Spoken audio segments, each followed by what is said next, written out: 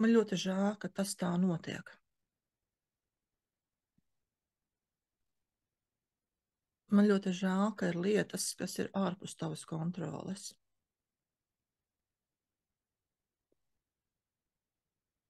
Man ļoti, ļoti žēl, ka viņiem ir savs liktenis.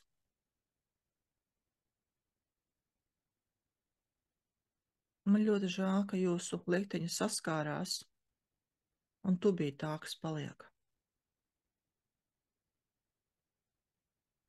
Man ļoti žēl, ka sirds tev lūst.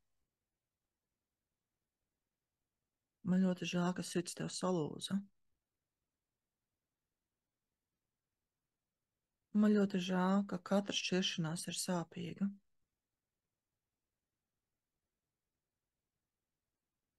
Man ļoti žēl, ka vissāpīgāk ir šķirties no tiem, kurus vairs nekad nesatiksi.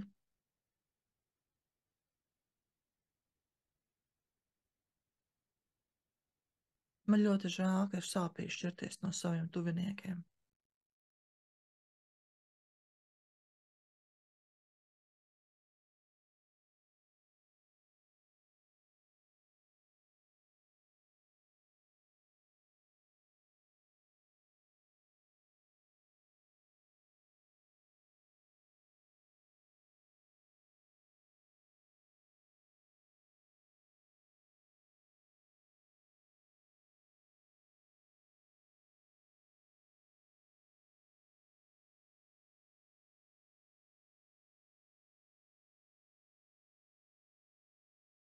Labrīt, labdien, labvakar, labrīt, mīļās dāmas, kas esat šeit. Mēs šodien tādā pagaidām ļoti mazā lokā esam, gan bija vēl pāris dāmas, kas pieteicās redzēs, kad viņas ieradīsies vai ieradīsies, bet, nu, labā ziņa ir tāda, ka mums būs ieraksts, un līdz ar to tas, ko mēs šeit darīsim, un, nu, tas, ko es stāstīšu, tas būs pieejams cilvēkiem arī ārpus šī webināra robežām. Labrīt, labdien, labvakar visiem tiem, kuri ir pieslēgušies ierakstam, ka jūs skatieties. Protams, ka labāk, ja jūs piedalieties šajos webināros, ja tad mēs varam izstrādāt konkrēti jūsu tēmu. Šajā gadījumā mums nāksies skatīties, kā to dara citi, un darboties līdz, tad kaut kas noteikti būs par jums, kaut kas varbūt nesaskanēs, un kaut kas nebūs līdz galam. Tiem, kuriem nav līdz galam, vienmēr pastāv iespēja nākt, protams, pie manis personīgi. Bet mūsu šodienas tēma ir no bezpalīdzības pie sava spēka. Un īsais ievads tāds, kā es pēkšņi sapratu, ka šī tēma ir jācelā, ir tas, ka vienā jaukā dienā nesen iznākot no veikala konstatēju, ka manai mašīnai ir saskrāpēti sāni, un es, protams, varu minēt, kāpēc kādam to ir gribējis darīt tieši manai mašīnai. Nekas dišs jau nav, bet jebkurā gadījumā nepatīkam, ka kāds kaut ko nodara pāri manam īpašumam, vai man, vai manam bērnam nodarīt, vai manam sunim, vai kaut kam, kas man ir svarīgs, ko tiem maniem draugiem. Un es neko nevaru izdarīt, jo tas cilvēks jau tur vairs nav. Ja? Un pat ja viņš tur būtu, patiesībā es jau viņam nedrīkst nesist neko, es varu tikai bārties un draudēt ar policiju, viņš man var parādīt mēli un aizlēsties, es viņu pat īsti aizturēt nedrīkst. Un tas uzcēla augšā manī arī pašā bezpalīdzības sēdu. Bija nelielas dusmas, kas patiesībā tādā mirklī ir ļoti adekvāta reakcija, nu, dēļ tā, ka tās dusmas arī veiksmīgi noplaka, un es varēju izpausties sociālos tīklos šo savu īsos sāpju aprakstot, tad tas arī pārgāja. Bet, nu, es to ieraudzīju kā tādu vērtīgu signālu, ka tas ir jāizskaru un jāpalīdz arī citiem cilvēkiem ar šiem emocijām strādāt, jo man jau ir šie rīki, ar kuriem dalīties, un to mēs darām jau patiesībā šo rudeni diezgan intensīvi. Ja? Tad gandrīz katru nedēļu, izņemot tad, kad man ir vajadzīga pauze, man ir vajadzīgs atvaļinājums. Nu, lūk, mēs atgriežamies pie šīs tēmas bezpalīdzība. Kad mēs domājam par bezpalīdzību, tad, protams, kad mēs tā meklējam, kur tās saknes ir, no kurienes tas viss nāk, tās ir mūsu agrās bērnības. Kad mēs inkarnējamies šajos cilvēciskajos ķermeņos, un mēs bijām tie mazie bērniņi, kuri paši neko nespēja izdarīt. Un ja blakus nebija ļoti sakarīgi vecāki, kuri teica, nekas, es tev tagad palīdzēšu, tas nekas, ka tu tagad nevari apvelties, to varēsi apvelties uz vēdriņa, tas nekas, ka tu nevari apģērbties, tu varēsi apģērbties, tas nekas, ka tu vēl neproti kārtīgi ēst, vai tas, ka tu neproti tur tālēkšanā aizliet tos 3 metrus vienalga ko, kad nevis mierināja, bet, nu, reāli brauca augumā, kas bārās, kas apsaukājās, un to mēdz darīt gan vecāki, gan arī pedagogi, gan bērndārzos, gan skolās. Un, protams, ka mēs raugamies, ka tas notiek, un tad reizēm to kāds mums dara, un to reizēm dara kādam citam, kas ir blakus, un kuram mēs nevaram palīdzēt. Vai nu tā ir brālis vai māsa, kuram vecāki uzbruk, vai kāda kāda lielāka vara, bet tie ir pedagogi skolā, un tad ir tā, ka pat nav mums pašiem personīgi jāpiedzīvo šo vardarbību. Pietiek, ka mēs viņu redzējām, kad mēs sapratām, ka mēs neko izdarīt nevaram, jo tas skolotājs ir rangā augstāks par mums, un ja mēs runāsim pretīm, tad noteikti mēs arī redzējām to, ka tie, kas runā pretiem, tiem ir vēl sliktāk. Tas nozīmē, ka ieraujies savā kaktijā, nedara neko, jo tu runās pretīm būs sliktāk. Tā ir visa tā sautā ģedošana, kas arī bija armijā piedzīvot. Tad dažādos lieviņos no visurienes tas nāk. Nu, tad, ja mēs skatāmies uz dzīvnieku pasauli, tad man ir stāstīts gan par zirgiem, gan par ziloņiem. Par ziloņiem es esmu lasījis, par zirgiem ir konkrēti stāstījuši cilvēki, kas nodarbojas ar zirgu audzināšanu, audzēšanu, ka mazu kumeļu cilvēks gāž zemē tik ilgi, kamēr kumeliņš saprot, ka sāk pakļauties, ka cilvēks ir spēcīgāks, jo cilvēks par kumeļu ir spēcīgāks. Un tāpēc, kad zirgs izaug par lielu zirgu, viņš pat vairs necenšas to cilvēku nomest no sedliem, jo viņš zina, ka cilvēks ir spēcīgāks. Patiesībā zirgs ar savu tonu noteikti ir spēcīgāks par cilvēku, bet viņam ir šis ticējums, šī pieredze, ka neko jau nevar izdarīt. Un līdzīgi ar ziloņiem. Par ziloņiem ir stāstīts, lasījusi esmu, ka mazo zilonīšus saitē tādā ķēdē piesien kaut kur pie kaut kādas sētas vai pie kaut kāda mieta, un tas zilonēts rausta, un neko nevar izdarīt. Un viņš saprot, ka viņš neko nevar izdarīt, un pārstāj to ķēdi raustīt. Un tajā mirklī, kad tā ķēde ir pārstāta raustīt, tu pat vairs nekā ķēdi nav vajadzīga, tur pietiek ar mazu šņurīti, zilonīti piesiet, un viņš vairs neraust un necenšas aizvērt. Un, protams, arī to nedara lielie ziloņi, tie, kuri pavisam mierīgi arī to ķēdi varētu pāraut. Bet viņi neko nedara, tāpēc, ka ir šī pieredze. Nu, ko ar to pieredzi darīt? Dēļ tā, ka tā ir traumatiska pieredze, kur mēs esam ieguvuši šādas pārliecības, kur kaut kas ir bijis slikti. Tad tas, lai to atrisinātu, ir jādodas tajā pagātnē uz to traumatisko pieredzi. Un, protams, ka tā traumatiskā pieredze ir traumatiska pēc nosaukuma. Jā. Tur bija sāpes, tur bija izmisums, tur bija viss kaut kas, tur šī pati bezpalīdzības, bezspēcības sajūta bija iekšā, un to ir sāpīgi piedzīvot. To ir nepatīkami piedzīvot. Un tāpēc, lai mēs sevi netraumatizētu tagad, tas drošības pasākums, ko ir nepieciešams veikt, ir nedaudz distancēties no tās pieredzes, tad pieslēgties tai savai pagātnes versijai no šī brīža pozīcijām, no pieaugušā es vai pat no augstākā es pozīcijām. Un tad neliels vingrinājums atgādināšu, kā mēs to darām. Tad pirmkārt, nolūks, ka mēs izsakam nolūku pieslēgties, paaicināt šo te mūsu augstāko es tajā telpā, šajā laukā, un palūksim, lai šie mūsu augstākie es, kas mēs šeit piedalāmies, un arī tiem, kuri skatīsies ierakstā, sazinās ar mums pašiem un arī savā starpā. Tas labums būs tas, ka tad man arī nāks informācija par to, kas jums ir vajadzīgs, un es teikšu kādas frāzes, tad varbūt kādas no tām frāzes nebūs tām, kas šeit ir piedalās nodarbībā, ja, tad varbūt kādam tas, kas skatīsies ierakstā, tas būs nepieciešams. Mēs vienkārši izsakām pirmkārt nolūku, un tālāk mēs iztēlojamies, ka šis augstākais es ir kaut kur šeit blakus, varbūt tas lidinās virs mūsu galvām, varbūt tas ir mūsos iekšā, mūsu sirdīs, mūsu ķermeņos, varbūt tas mūs apņem no visām pusēm, kā tāds mīksts mākonis, vai mēs tajā sēžam kā tādā mīkstā divānā, ka šī enerģija ir šeit klātesoša mums pieejama. Vienkārši iztēlojamies, sajūtamies. Mēs varam dziļi paelpot, un dziļā elpošana ir laba ar to, ka tā nomerit mūsu prātu, it īpaši ielpa ir saklāka, tad īsāka nekā izelpa. Sajūtam šo enerģiju. Un es iesākšu ar pāris frāzēm, lai mēs sajustu tās daļas, kurām šī bezpalīdzība, bezspēcības sajūta ir labi zinām, lai tās atsauktos. Tāpēc tagad veiciet dziļi ielpu, fokusēties savu sirdscentru saulspinumu un no turienes raidiet sev visapkārt uz visām pusēm, visām tām daļām, kuram cerētu tad būt nepieciešama savu mīlestību, rūpes, līdzjūtību, sirdsiltumu, un to dariet no savas sirds, un ja jums sirdī nav šīs enerģijas, tad vēl pāris dziļas ielpas un iztēloties, ka šī enerģija jums ieplūst caur jūsu galvu, caur kroņu čakru, nolaižās zamāk caur trešās čakrai, kaklu čakrai līdz pa sirdī. No visuma nāk tāds gaismas kūles, parasti ir gaiši, vai nu balts, vai sudrabots, rozā, gaiši zils, gaiši celtens, kādi gaišie toņi, un piepild jūsu sirdis. Un šī enerģija patiesībā nāk nepārtraukti, tikai bieži mēs viņu neņemam, bieži mēs viņu neapzināmies, ka viņi nāk. Un tad, kad sirds ir piepildīts, tad jums taču ir ar ko dalīties, tad raidiet no sirds tālāk. Visos virzienos mīlestību, rūpes, līdzjūtību, sirds siltumu. Un tad sakiet sev šādus vārdus, sakot tieši tādā formā, kā es to saku, uzrunājot savas daļas ar tu. Nevis kā es, jā. Es jūtos bezpalīdzīgs, bet tu jūties bezpalīdzīgi. Un es atgādināšu arī vēl īsi, ka līdzjūtības došana tā nav žēlošana. Kaut arī mums ir frāze, man ļoti žēl, ka tad tā nav žēlošana, tā mēs apzināmies no sava augstākā es, ka ikvienam no mums ir iespējams izdziedināt šīs daļas, kuras ir piedzīvojuši kaut ko pietiekoši sāpīgu. Itin sāpīgu. Nu ko, tad sakam. Man ļoti žēl, ka tu esi bēdīga. Man ļoti žēl, ka tu tur neko nevarēji izdarīt. Man ļoti žēl, ka viņi bija spēcīgāki par tevi. Un, ja iespējams, sakiet šīs frāzes skaļi.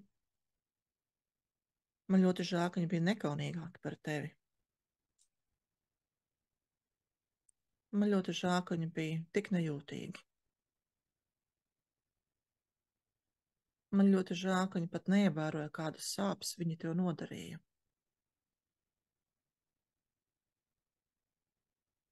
Man ļoti žēl, ka tu jūties bezpalīdzīga. Man ļoti žēl, ka tu biji bezpalīdzīga. Man ļoti žēl, ka neviens tevi neaizstāvēja. Man ļoti žēl, ka neviens tevi nesargāja. Man ļoti žēl, ka neviens tev nepasniedza palīdzīgu roku.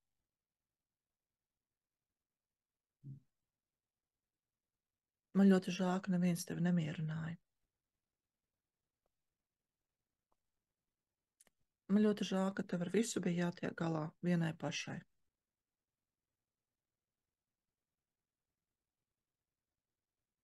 Man ļoti žēl, ka tev pēkšņi bija jākļūst pieaugušai.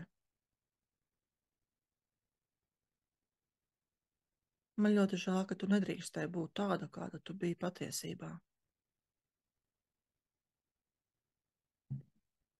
Man ļoti žēl, ka tev bija jāiemācās bruņoties un sevi pašai aizsargāt. Man ļoti žēl, ka tev bija jāatrisina neatrisināmais. Man ļoti žēl, ka tev bija jāizdara neizdarāmais. Man ļoti žēl, ka tu nespēji viņus uzvarēt. Man ļoti žēl, ka viņus uzvarēt nebija iespējams. Man ļoti žēl, ka nāvi uzvarēt nav iespējams. Man ļoti žēl, ka tu nespēji noturēt viņu dzīvē.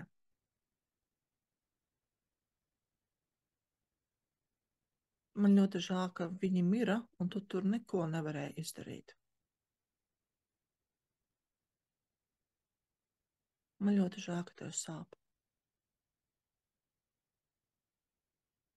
Man ļoti žēl, ka tev tik ilgi un joprojām sāp. Man ļoti žēl, ka tavas brūces vēl nav sadzijušas.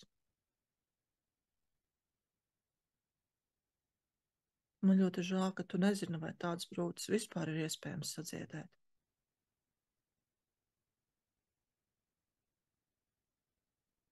Man ļoti žēl, ka tev ir bail, ka tu nekad nespēsi justies stipra, spēcīga un pārliecināta par sevi. Man ļoti žēl, ka tev ir bail, ka vienmēr būs kaut kas vai kāds spēcīgāks par tevi.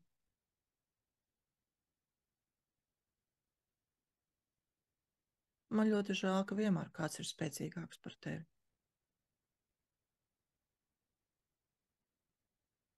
Man ļoti žēl, ka vienmēr kāds kaut kur ir agresīvs.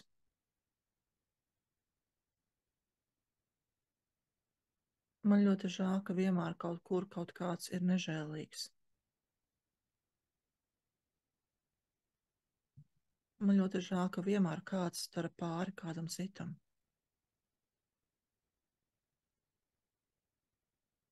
Man ļoti žēl, ka reizēm tas, kā sits, esi tu pati.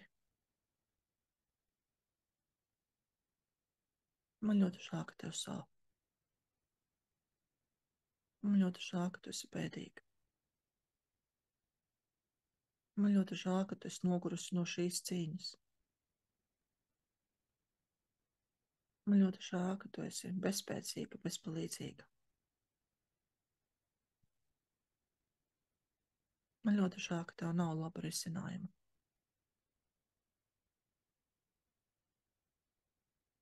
Man ļoti žēl, ka šķiet, ka to atrisināt nav iespējams.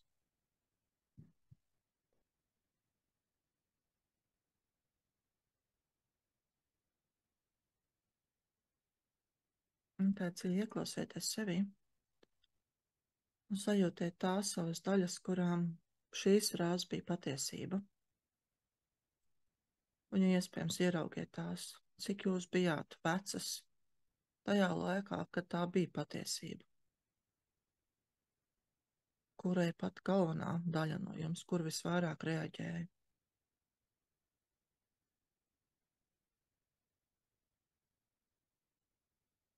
Ja kaut viena daļa no jums atsaucās uz šīm frāzēm, ja kaut vienai daļai šīs frāzes, kaut viena no šīm frāzēm bija patiesība, darīsim to, ka mēs šo daļu izcelsim no sevis laukā. Un pirms to darām, iztēloties, ka jūs sev zem kājām uzzīmējat ciparu 8, un dariet to tā, ka jūs paliekat astotniekam vienā galā, vienā plītī, un tieši pretī tā kā uz 12. jums ir otrs aplītis. Jā, Kristīna, redzu, ka rociņa pacelt ir vēlēšanās kaut ko teikt. Var vairākas? Jā, varbūt vairākas daļas. Ja ir vairākas daļas, nu, tad tā, līdz kādām 4, 5 vienlaicīgi varat celt laukā, un tad var zīmēt vairāk šos astotnieciņus. Ja ir ļoti daudz šīs daļas, tad var uzzīmēt tādu milzīgu astotnieku, otru pusi tā kā milzīgu vēderu, un tās visas daļas aicināt kopā. Bet labāk ir, ja ir viena daļa atsevišķa, kurā tad jūs varēsiet, uz kuru varēsiet fokusēties. Bet var gan ar vienu, gan ar daudzām strādāt. Ja ir pāris daļas, tad celiet katru savu astotnieciņā. Un tad, ja ir pāris daļas, tad pastieties, kura ir tā daļa, kurai tagad jūs līdzjūtību, mīlestību, rūpes vajag viss vairāk, un kuras var nedaudz pagaidīt.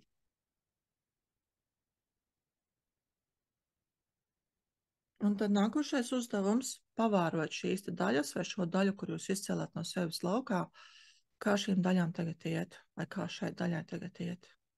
Tā ir jūsu versijai, kura kaut ko ir piedzīvojusi. Nepatīkamu, sāpīgu, kur jūs esat bezpalīdzīgi vai bezspēcīgi. Kā viņa tagad jūtās, kas ar viņu notiek.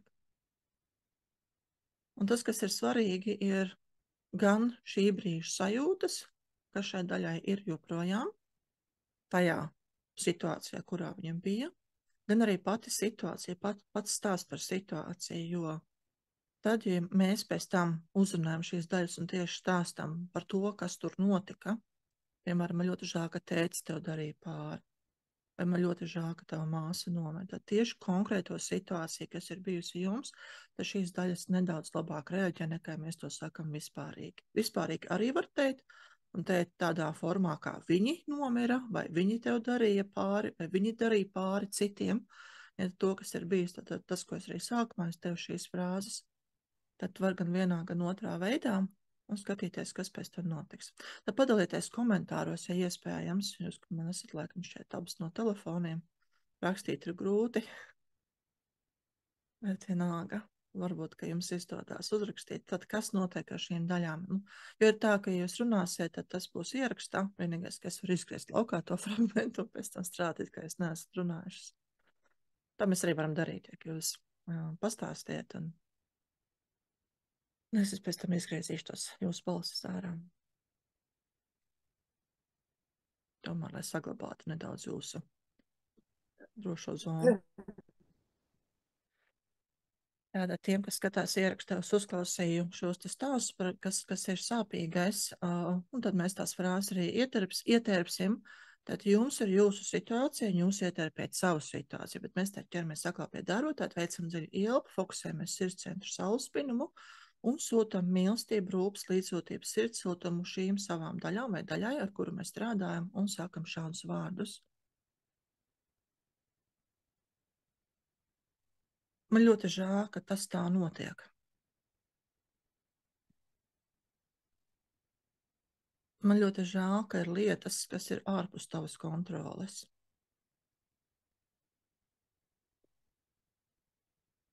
Man ļoti, ļoti žēl, ka viņiem ir savs liktenis.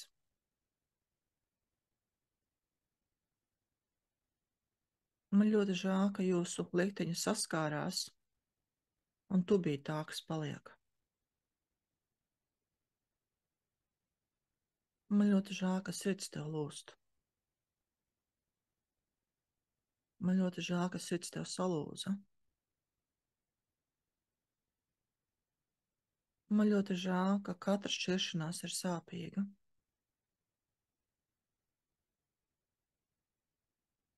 Man ļoti žēl, ka vissāpīgāk ir šķirties no tiem, kurus vairs nekad nesatiksi.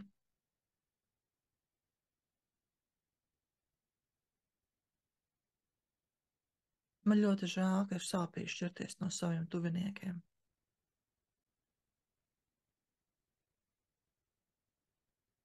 Man ļoti žēl, ka ir sāpīgi šķirties no tiem, kuri tev ir mīļi un dārgi.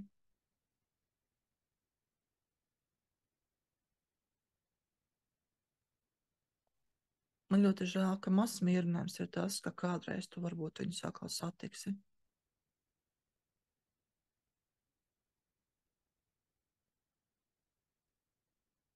Man ļoti žēl, ka mazs mierinājums ir tas, ka tev tas bija jāpiedzīvo.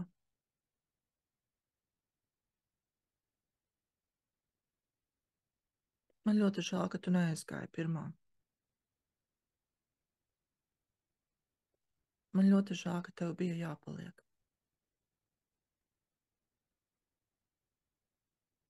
Man ļoti žēl, ka nav iespējams dzīvot mūžīgi. Man ļoti žēl, ka kādam vienmēr ir jābūt pirmajam un citiem jāpaliek. Man ļoti žēl, ka tev tik ļoti sāpēja, neviens tev nesniedza līdzjūtību. Man ļoti žēl, ka viņa neprata sniegt tev līdzjūtību. Man ļoti žēl, ka viņa nezināja, kā tev palīdzēt.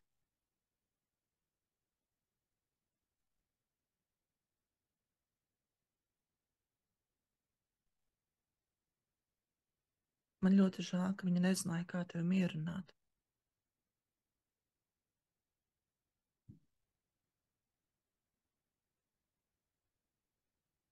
Man ļoti žēl, ka viņa nespēja paņemt no tevis nost tavas sāpes. Man ļoti žēl, ka viņa nevarēja sadziedēt tavu ievainojumu.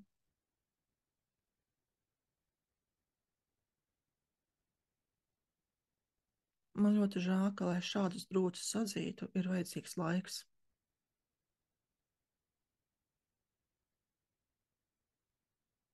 Man ļoti žēl, ka tad, kad brūces sadzīst, rēts vienalga paliek.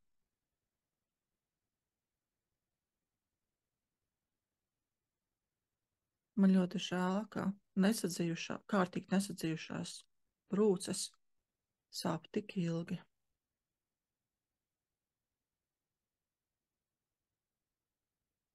Man ļoti žēl, ka viņa tev bija tik svarīga. Man ļoti žēl, ka viņš bija kļuvis par tavu bērnu.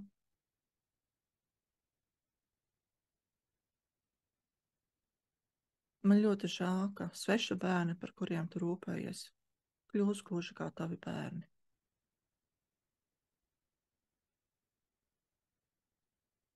Man ļoti žēl, ka tev bija viņš jāatlaiž. Man ļoti žēl, ka tev bija viņa jāatlaiž. Man ļoti žēl, ka tev tik ļoti sāp.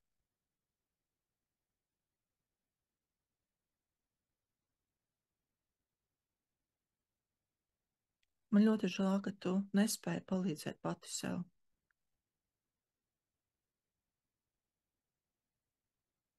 Man ļoti žēl, ka tev nebija laba risinājuma savām sāpēm. Man ļoti žēl, ka tavas sāpes ir tik milzīgas.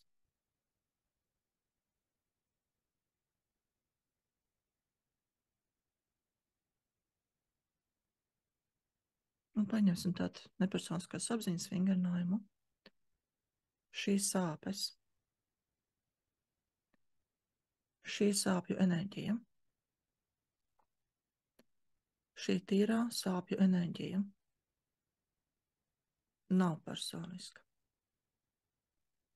Šī tīrā sāpju enerģija nav personiska. Šī tīrā sāpju enerģija nav personiska. Un es atļauju sev to piedzīvot. Un vēlreiz, šī tīrā sāpju enerģija nav personiska. Un mēs atļaujam sev to piedzīvot. Un ar mēs saprotam gan sevi, gan arī tās daļas, kas ir izceltas astotnieciņos. Un tad nedaudz ieklausēties arī, kas ar mums notiek. Un ļaujot, lai tas process dabīgi beidzās.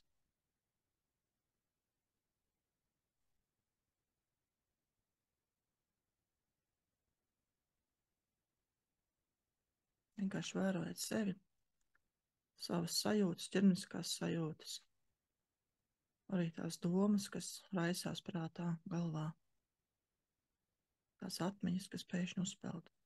Pavērojiet to. Un tie, kas skatās ierakstā, uzlieciet uz pauzi. Sevī tad atgriežamies šeit, ieklausāmies sevī, kas ir tagad. Kā iet tagad jums pašām un kā iet tām daļām, kas tika izceltas astotniekos. Kas tur notiek? Jāstāstā. Kā tās daļas tagad jūtās? Kā viņas izskatās? Un padalieties ar mani. Okay, skatos, ka jūtās labāk, vairs nav izmisuma, nav tik sakumbusi. Un pajautāju tām daļām vai daļai, kas viņām vēl ir nepieciešams, ko viņas vēl vēlētos. Redzu, ka vēlās mieru un ar mieru ienākt priekš, un vēl pasūtīs nedaudz līdzjūtību. Un šo te prieku mēs, protams, varam iesaukt arī ar nepersoniskās apziņas rīka palīdzību, bet šis prieks var nākt arī dabīgā veidā, tad, kad ir atlaists tas, kas ir jāatlaiž. Pēc pasūtīsim vēl mīlestību, līdzjūtību, sirdsiltumu šīm savām daļām, kurām ir nepieciešams atbalsts. Pēciet dziļu ielpu, fokusēties sirds centru, sauspinumu un tad raidiet mīlestību, rūpes, līdzjūtību, sirdsiltumu.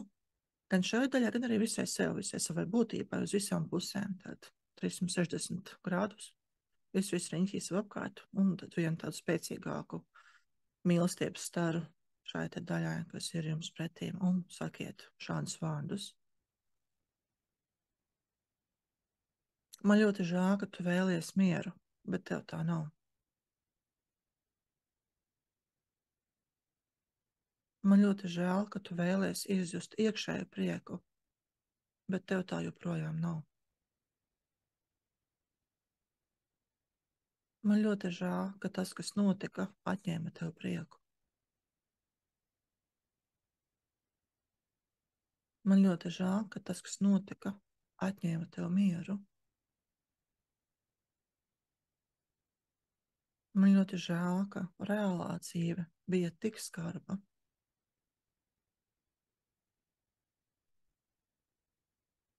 Man ļoti žēl, ka reālajā dzīvē ir tik daudz sāpju.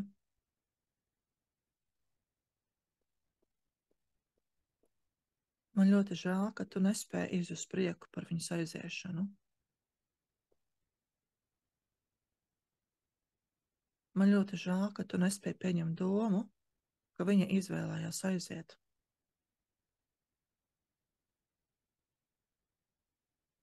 Man ļoti žēl, ka tu aizmirsi, ka tā ir katras dvēseles izvēle iet uz priekšu vai nākt atpakaļ šajā dzīvē.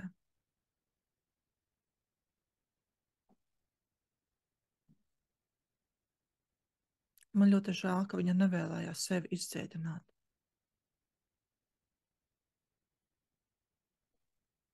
Man ļoti žēl, ka viņa nevēlējās šeit palikt.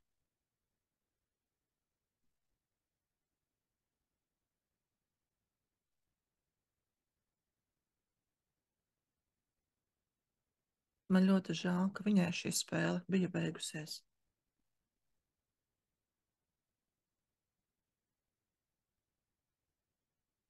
Man ļoti žēl, ka viņa aizgāja tur, kur viņas dvēselē bija jāiet. Man ļoti žēl, ka viņai nebija spēka turpināt.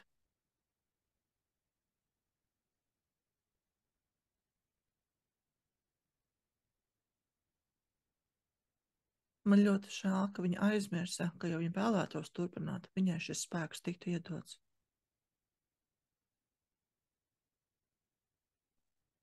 Man ļoti žēl, ka tu redzēji tikai to, ka viņai nebija spēka turpināt.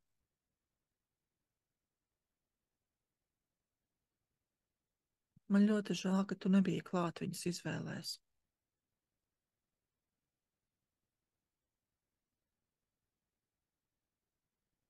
Man ļoti žēl, ka viņas misija šeit bija izpildīta.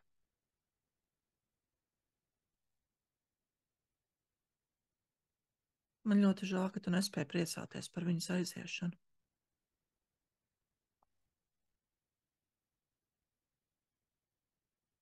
Man ļoti žēl, ka tev viņas pietrūkst. Man ļoti žēl, ka tu viņu vairs nespēji apskaut.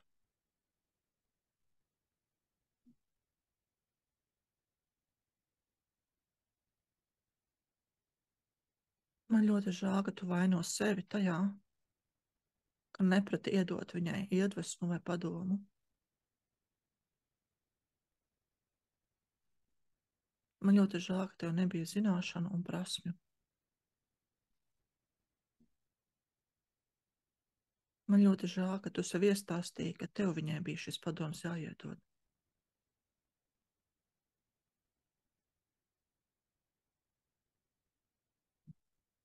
Man ļoti žēl, ka tu šo situāciju nespēji ieraudzīt ar plašāku skatu.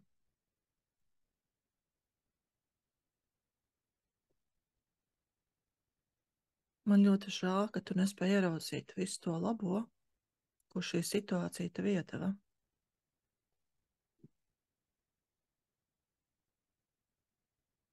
Man ļoti žēl, ka tu nespēji ieraudzīt visu to labo, ko tev dod šī šķiršanās.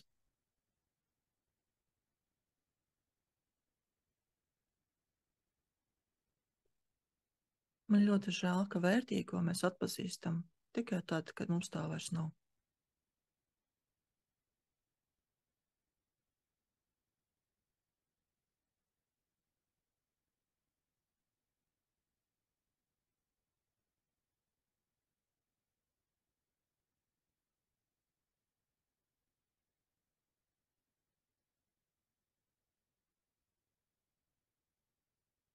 Arī klausieties sevī, kas notiek tagad, un arī pavērot šo savu daļu, kā šīm te daļām tagad iet, kā tās jūtas.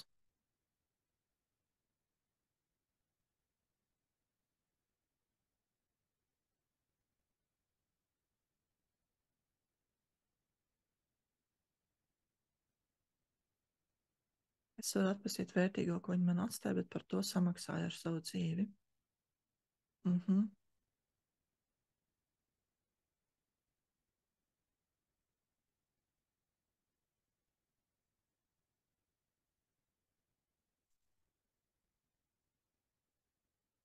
Tas ir tāds nedaudz bīstams. Nu, tāda bīstama atziņa, ka par to samaksāja ar savu dzīvi. Nu, it kā viņa būtu tas upuris un tu būtu tā varmāka. Jā, ka tev bija jāiegūst, un tāpēc viņa samaksāja ar savu dzīvi, jo patiesībā jau mums tie likteņi, viņi ir tādi, nu, tā kā zobratiņi saķērušies kopā tagad tā zirnekļu tīkls, jo pavisam noteikti arī viņa ieguva, arī viņas dvēsele ieguva no šīs pieredzes. Un to bija daļa no tās viņas pieredzes, kas viņai bija jāiegūst. Un viņai bija iespējams gūt savas mācības, savas atziņas. Un ja viņa neiemācījās to, kas bija jāiemācās, viņai iespējams būs vēl iespēja, nu tā tieši konkrēti vēstē būs vēl iespējas mācīties šeit vai kādā citā inkarnācijā kaut kur, nu vai nu uz zemes vai kaut kur citur, kas to lai zina. Jā, tāda vēstuļa pasaule mums ir tāda, ka diezgan grūti izprotam, tad, kad mēs esam šajā datorspēlē, ko par zemes sauc, jā. Ja tieši kāda vēsās, mēs dabūnam šeit to savu ķermeni, to avatāru, un tad dzīvojam un kaut ko piedzīvojam, kaut ko nezaceramies no turienes, no tās realitātes. Kādā misijā esam devušies.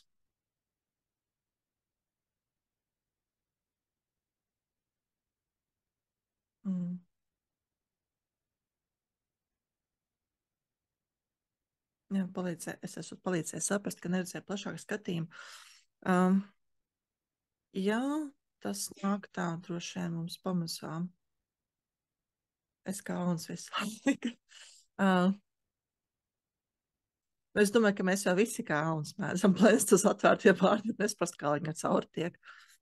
Nu, tas ir tā mēs jau tādā veidā arī mācamies, un kad kāds kaut ko pasaka, kaut ko mēs ieraugam kaut kādā filmā vai kaut kur dzīvē ieraugam kaut kādu fragmentu, mums tas tik ļoti uzrunā, un beigās ir tas aha moments, šitā tas tā ir, ja, šī tā apziņa nāk. Ja, tā kā mēs kaut ko piedzīvojam, vai mēs to savā dzīvē piedzīvojam, mēs varam kā kāds cits piedzīvo, kāds kaut kur pasaka priekšā. Bet, protams, tas ir katram pašam tā sava apziņa, un tā ieraudzīt, tā kā nedaudz distancēties no tās drāmas, kurā mēs atrodamies, un ieraudzīt, kas patiesībā notiek. Un tad, ja mēs redzam, ka mums ir šī te daļa mūsos, kas jūtas bezpalīdzīga un piedzīvo nepārtrauti bezpalīdzību, un arvien jaunā situācijā piedzīvo bezpalīdzību, tad ir vērtīgi no tās bezpalīdzības kāpt laukā un saprast, es te maz tik bezpalīdzīgi neesmu, ir kaut kas, ko es varu darīt. Un, ja būtu viena lieta, kuru es šodien varētu izdarīt, kas tā lieta būtu? Un pat ja mums šķiet, ka mēs nezinām, jo prāts saka, es nezinu, ko man darīt, tad tam prātam pateikt, es zinu, ka tu nezini, bet ja tu zinātu, kas tas būtu, ko tu šodien varētu darīt? Un runāties ar savu prātu tik ilgi, kamēr jūs iegūstat šo savu atbildi, ko to varētu darīt. Ok, pat ja tas liekas nenozīmīgi, paņemt un izdarīt to lietu. Un katram tā būs savējā. Katrā situācijā tā būs cita lieta.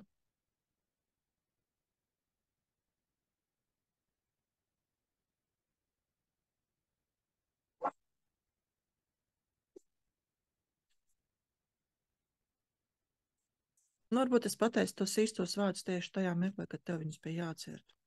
Nu, kad tava apziņa bija gatava to saklausīt. Nu, tāda apziņas paplašināšanās, ka mēs tā kā sākam apzināties sev kaut ko vairāk par šo fizisko ķermeni, kuram reāli sāp. Jo mums cilvēkiem, starp visiem cilvēkiem, kas mums dzīvē ir kaut cik vairāk vai mazāk svarīgi, veidojās saites, un ir cilvēki, ar kuriem mums šīs saites ir visu čakru līmenī. Nu, mans būtu, ka, piemēram, mums ir kāds seksuālai partneri, mums tikai pirmās, otrās čakras līmenī veidojas saistība. Un tad ir tā, seks ir labs, bet vairāk nekā nav. Jā, un tad pēc tam atkal no vienas puses diezgan viegli šķirties, no otras puses tāpatās jau kaut kur iekšā sāpa. Bet, atkal, ja ir vienā tikai līmenī šī te saite un nav citā, piemēram, sirds līmenī nav saite, tad mums sāp jau visu laiku joprojām. Bet savukārt, ja mums ir tā kā tuvi cilvēki ģimenē bijuši, brāļi, māsas, ja viņiem ir labas attiecības bijuši, vai vecāki, ja viņiem labas attiecības ir bijuši, tad šīs saites var būt veselīgas saites, var būt pilnīgi visu čakru līmenī, tā kā mēs esam diezgan cieši saistīti, kaut arī mums nav seksuālas attiecības ar brāļiem, māsām, vienalga, tās visas čakras ir saistītas. Jā, tur ir emocijas iesaistītas, tur mūsu gribas spēks, mūsu sirds, prāts, viss ir sasaistīts. Un tās saites var būt veselīgas. Viņas var būt arī tā kā ievainotas, tās saites var būt. Ja tīpaši mums ir kāds darījis pāri, tad atkal, ja tie ir vecāki bijuši kaut savā traumu dēļ, darījuši lietas, ko varbūt vēlāk nožēlo, bet viņas jau tika izdarītas. Un neprata viņas atrisināt, neprata neizrunāt to, neprata palūgt piedošanu, tad, kad vajadzēja saviem bērniem palūgt piedošanu. Neprata būt klātesoši. Ja, tad tās saites, kas mums ir ar vecākiem, viņas ir tādas kā sāpīgas. Nu, tā kā ķermenī ir cīpslas, un viņas sāp, ja viņas ir iekaisušas. Un tad tā dziedināšana, Un īstenībā jau no abām pusēm ir vajadzīgi, ja? Visi iesaistītie. Nu, tie, kas ir aizgājiet dvēseles, tās ar šo līdzjūtības frāžu palīdzību arī gan var ciedināt. Tad tas, ko var darīt, ir iztauties, ka mēs sev priekšā uzzīmējam aplīšus, tad nevis astotnieks, bet aplīšus, kas ir atdalīti no mums, bet arī šajā telpā, jo viņam visu laiku ir, kaut arī ir tie cilvēki nomiruši, viņi jau principā ir mūsu laukā joprojām, tikai citā līmenī. Un ieaicināt to savu māsu iekšā tajā aplītī. Vai to savu auģu bērnu ieaicināt aplītī, kurš tā tiek atdos citai ģimenēm, kur ir šī sāpe. Un pastīties, kā viņiem tur iet. Un ja viņiem tur iet labi, tad mums ir vieglāk uz to skatīties. Un ja viņiem tur neiet labi, tad tas, ko mēs darām, mēs sakam līdzjūtību sev. Man ļoti žēl, ka viņa ir bēdīga. Man ļoti žēl, ka arī viņš nevēlējās no tevis šķirties. Tad to, kas ir tā realitāte, ja, tad es negribu uzbūt jums šai tēnu, ka viņa ir bēdīga. Varbūt, ka māsa nav bēdīga. Mēs ieraugam, tā māsas daļa, kur mēs spējam šajā aplītī iesaut, ka viņai tur tajā pasaulē, kur aiziet mirušie, mirušās dvēseles, ka viņai viss ir kārtībā. Varbūt viņa ir inkarnējusies, viņa ir cits bērniņš jau piedzimis. Vai varbūt ir ielikusi jau pieaugušā cilvēka ķermenī, ka tai dvēselē ir tāda pieredze. Varbūt dažādi. Viņai viss ir kārtībā, viņa iet tālāk savu, viņas pieredze. Vai arī viņa ir joprojām tur un no turienes mūs atbalsta. Bet, ja mēs redzam tajā aplītī, ka kaut kas tā netik forši, kā gribētos, ka nav tur tas prieks par dzīvi un labsajūtu un laime un mīlestību un pieņemšanu un atbalsts, un ja tā visa nav, tad tā ir lieta, ko mēs atkal varam sev sniegt līdzjūtību par to, ka tas tā nav. Lai to, kas ir, izmainītu. Viņa no turienes atbalstojot katru dienu. Un kā viņai tur iet? Kā viņa tur jūtās? Varbūt, ka tev ir jāapsaka, man ļoti žēl, ka viņa tur ir bēdīga, jo tu šeit esi bēdīga. Man ļoti žēl, ka viņa tev tik ļoti grib palīdzēt, bet nespēja. Man ļoti žēl, ka ir vajadzīgi citi cilvēki, kuri tev apskaus tā, kā apskāva viņa.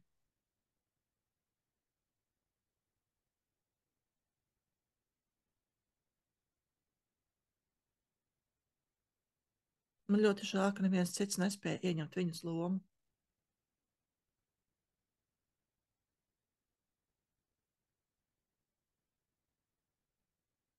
Man ļoti žēl, ka viņi tev saka neskumsti, bet tu joprojām skumsti.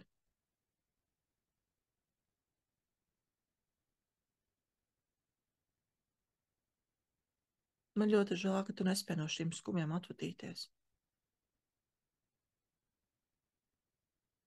Un ja tā ir patiesība par tevi, tad atkal ielikt nepersoniskās apziņas vingrinājumā iekšā vārdu skumjas un ļaut viņas piedzīvot. Jo kas notiek ar šīm mūsu emocijām, kad mums viņas ir, jo pie šķiršanām skumjas visas ir dabīga, adekvāta reakcija.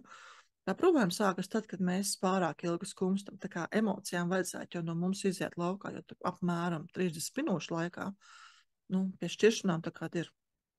Skums var būt ilgāks, viņas mēdz iestrēt, tā enerģija mēdz iestrēt, un tad mēs aplīpam ar šo skumju enerģiju.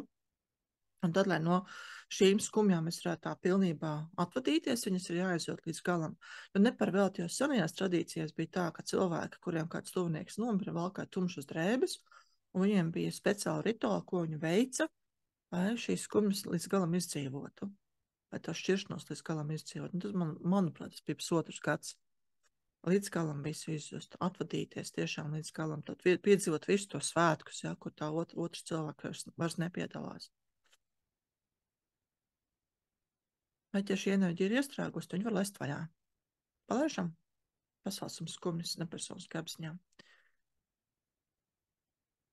Šīs skumjas, šī skumju enerģija, šī tīrā skumju enerģija nav personiska. Šī tīrā skumju enerģija nav personiska. Šī tīrā skumju enerģija nav personiska. Un es atļauju sev to piedzīvot.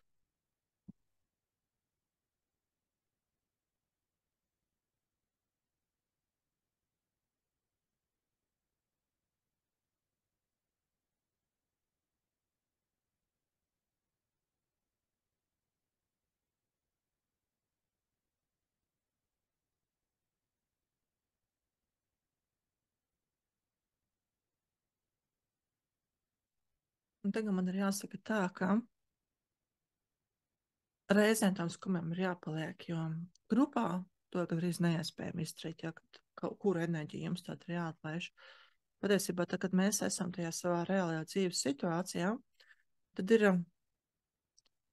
kaut kāda lieta, kura ir jādara, kura būs uz šo nepersoniskās apziņas vingrinājumu jāliek iekšā, un pēc tam, tā, kad mēs to izjūtam līdz galam, tad mēs jūtam atkal kaut ko citu, un atkal no turienes skatāmies, vai tur mēs jūtamies spēcināti, stipri, vai mēs tur jūtamies joprojām slikti. Ja? Tad kaut ko atlaidām, kaut kas jauns ceļās vietā. Un tad, kas ir tagad? Tad mēs noskaitām, pastamies, kas pavārojam, kas notiek. Kas ir tagad? Kura ir tā enerģija, kura tagad ir dominējošā? Vai tā enerģija ir tāda, kurā gribās palikt, vai arī tā enerģija ir tāda, no kuras gribētos atvadīties? Un ja tā, kur grib palikt, liekam punktu, process beidzās, dzīvojam un skatāmies atkal nākošajās dienās, nākošajās nedēļās, kas ar mums notiek.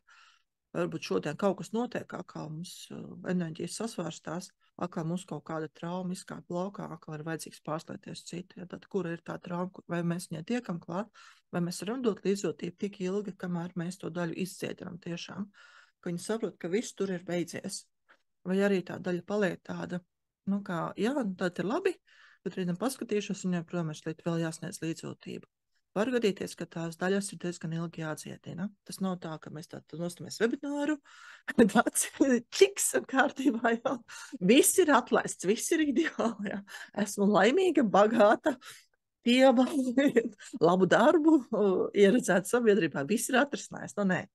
Jā, mums katram ir mūsu liktenis, kuru mēs piedzīvojam, mēs gūstam savas mācības. Tas, ko mēs varam darīt, ka mēs skatāmies, kas notiek ar mums šobrīd šajā mirklī, kāds atbalsts mums ir nepieciešams. Varbūt ir nepieciešams tikai miers un nav nepieciešams nekāda īpaša terapija, vienkārši parūpēties par sevi, par savu fizisko ķermeni, arī par kaut kādām savām garīgajām vajadzībām, vai tās ir lūkšanas, vai tās ir meditācijas, vai tās ir kāds reliģiozās darbības, tur apmeklēt mises vai kaut ko tam līdzīgi, vai tas ir vienkārši iziet laukā pie dabas un ļaut elpot ar pilnu krūti, daļ tā, ka mēs jau šeit esam.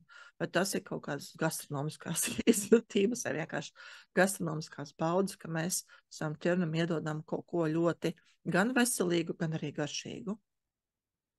Nu, tik cik ķermenim vajadzīgs, nepārcensties, nepārēsties, lai nejustu.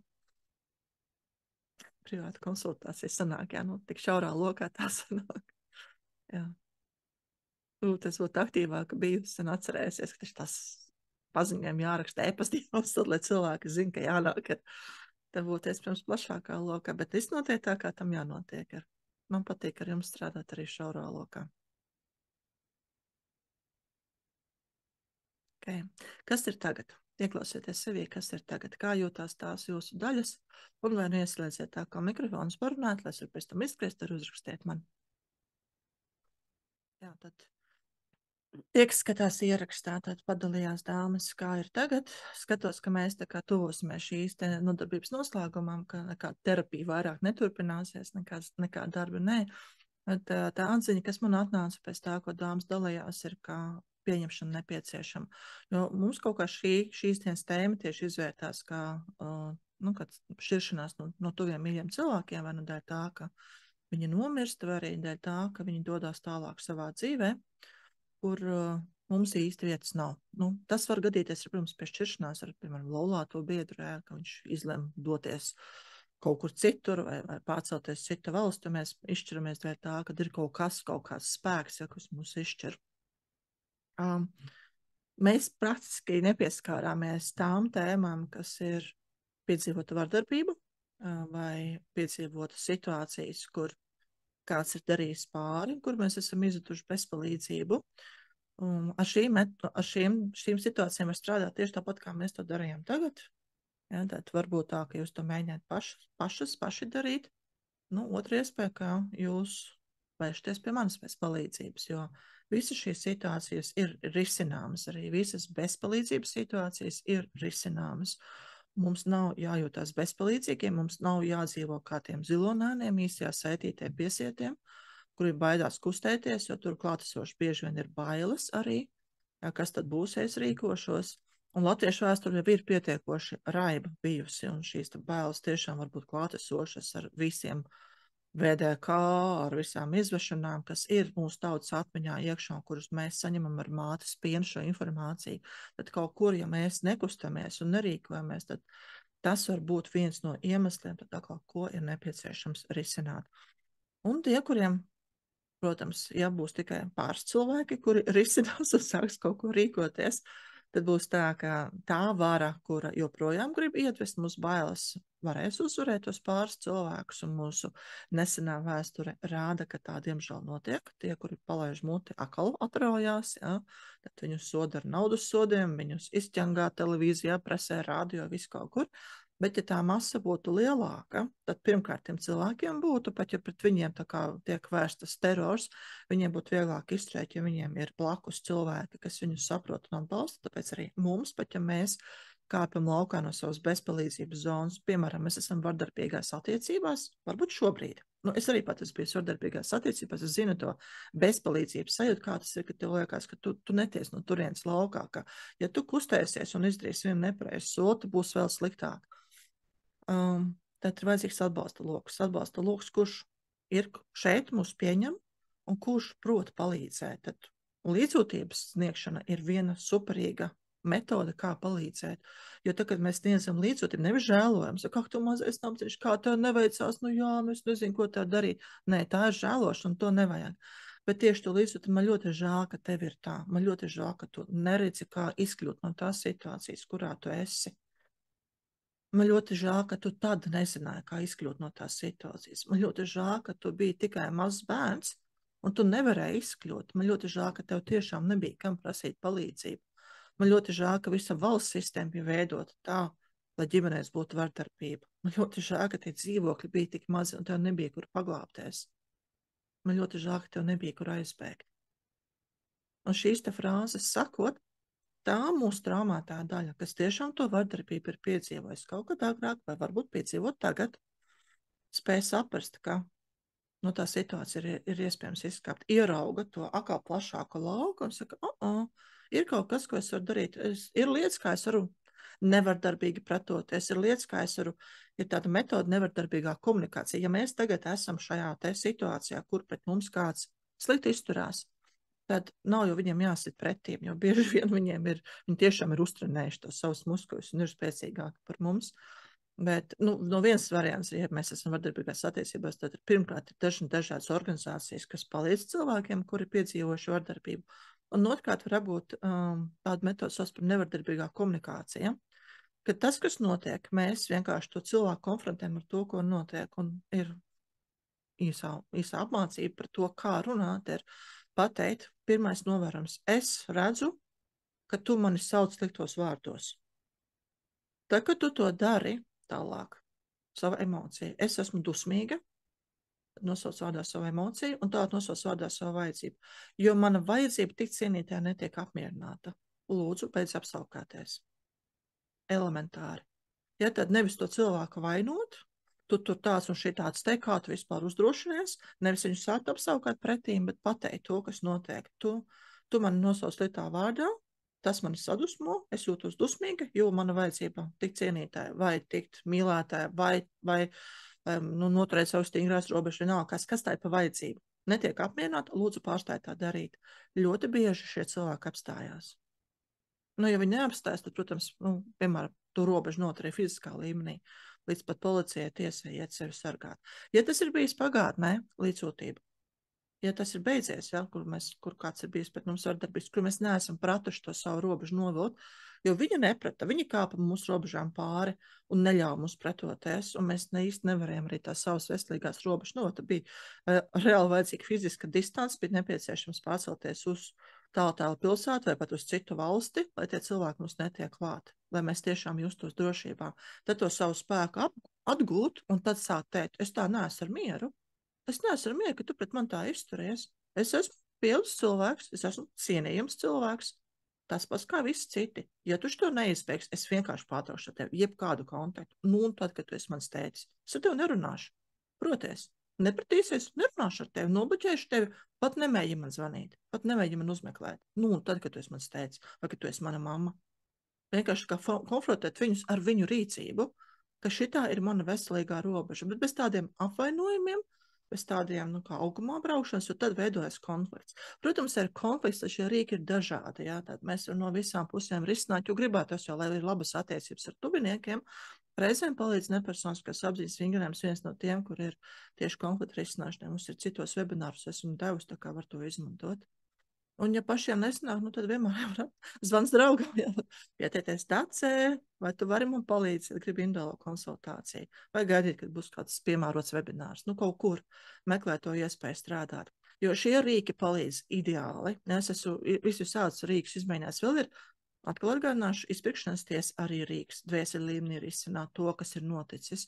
Tad tās metodas ir daudz un dažādas, kurām var strādāt. Un es paļauju, ka mums arī šeit varbūt iekšā klausās kāds, kuram ir savas metodas, kurš saka, arī ar manām metodēm var darīt. Jā, var, droši vien, dariet. Galvenais dariet, dariet tā, lai palīdz, lai mēs gūstam šo te apziņu, lai mēs spējam to karmu izdziedināt, jo atkal, kas to zina, kāpēc mums ir jāpiedzīvo tas, ko mēs piedzīvojam, kāpēc. Ja mēs pašas izvēlamies šādu pieredzi, kāpēc mēs sev šādu pieredzi izvēlamies? Ko mēs gribējām saprast? Vai mums vajadzēja, lai mūs šādā veidā modina augšā? Vai mums vajadzēja izspirt kaut ko, ko mēs citā inkarnācijā esam iespējams sastrādājuši? Vai mums jāizpēr to, ka mūsu senči ir sastrādājuši? Vai varbūt mums nekas nav jāizpēk? Šī ir mūsu pirmā pieredze, pirmā saskaršanās, jo mūsu dvēsele ir nonākusi tagad tajā attīstības līmenī, kur izvēlējas gūt šādu pieredzi. Vai arī mūsu dvēsele ir guvusi visu nepieciešamo pieredzi, bet ir nākusi nest šajā pasaulē gaismu, atgādināt citiem, kas viņa patiesībā ir, un dziedināt viņu traumas. Un kas ir īstais? Varbūt dažādos posmos dažādi. Nu? Tā. Labi, mīļās dāmas. Paldies, ka ļāvāt man izpausties. Paldies, ka sabijāt šeit un līdz pašām beigām. Arī paldies visiem, kuri skatās ierakstā. Darbojieties. Visi kopā mēs spēsim padarīt visu mūsu dzīvi skaišākas. Un jo vairāk cilvēku būs savus traumas dziedinājuši, jo lielāks līdzsvars iestāsies sabiedrībā. Tā kā turpinam darboties, turpināt dziedināt katru savas traumas, lai to realitāti, kuru mēs veidojam, mums būtu prieks viņu piedzīvot. Un pirms mēs šķiramies, es atceros, jāpaņem atpakaļ tās daļas, ko mēs izcēlām laukā. Ja, tad tās, kas ir izceltas laukā, atceramies paņemt viņas atpakaļ. Un kā to var darīt? Ir iztēloties, ka mēs viņas apskaujam, ka mēs šai enerģijai ļaujam ieplūst, varam tām daļām vispirms pajautāt, vai viņas ir gatavas nākt. Lai nav tā, ka ar varu mēs viņus arī vēlkam iekšā, varbūt man ir bijusi arī pieredze, ka tās daļas nevēlās nākt atpakaļ, tad viens risinājums ir aprunāties un pajautāt, ko viņas vēlās. Varbūt viņas vēlas nedaudz savu laiku, tad pabūt ārpusē un pēc tam atgriezties, bet ja tas tā ir, tad var viņām arī sniegt līdzjūtību. Man ļoti žēl, ka tu vēl neesi gatava nākt atpakaļ. Man ļoti žēl, ka tavas traumas vai vēl nav pilnībā dziedināts. Man ļoti žēl, ka tev joprojām sāp un tev vēl ir vajadzīga uzmanība. Un vēl ir otrs variants, ka jūs vienkārši viņām pasakiet, nāc tā pie manis atpakaļ, es tev samīļošu, es būšu šeit, es tev nepametīšu. Un tad atkal citā reizē celt šo daļu laukā un turpināt sniegt līdzjūtību, kamēr tās sāpes viss ir atlaists, kamēr tas, kas pagātnē notika, ir izdziedināts, un ka mēs spējam pieņemt to, kas ir bijis, un tā daļa vienkārši, īpaši tā daļa ir jauniņa, ka mēs redzam, ka mums viņa acu priekšā pēkšņi paliek vecāka, noveco, ja, tā izaug no bērna par pusaudzes, par pieaugušo, un tad jau viss ir kārtībā, un iegūst tā kā cits pārliecies par to, ka rekā, jā, piedzīvoju to, bet izdzīvoju, un tā ir tā labākā lieta, un guvu savu sapratni par to, ka nekad mūžā es nevienam pāri nedarīšu. Tādā veidā, kā darīja man, nekad mūžā es to tālāk nelaidīšu. Un es neļaušu arī citiem pārdarīt, un es to savu spēku apzināšos un iestāšos par tiem, kuri nav to savu spēku apzinājušies, būšu viņiem blakus, sniegšu atbalstu tieši tad, kad tas notiek. Būšu tas palīdzīgais plecs, neiekāpjot gan glābēja lomā. Ja, tā esot šeit, un tad, ka es tev varu palīdzēt, ja tu pie manis nāksi. Un pat varbūt tā kā to savu spēku apzināties. Jā.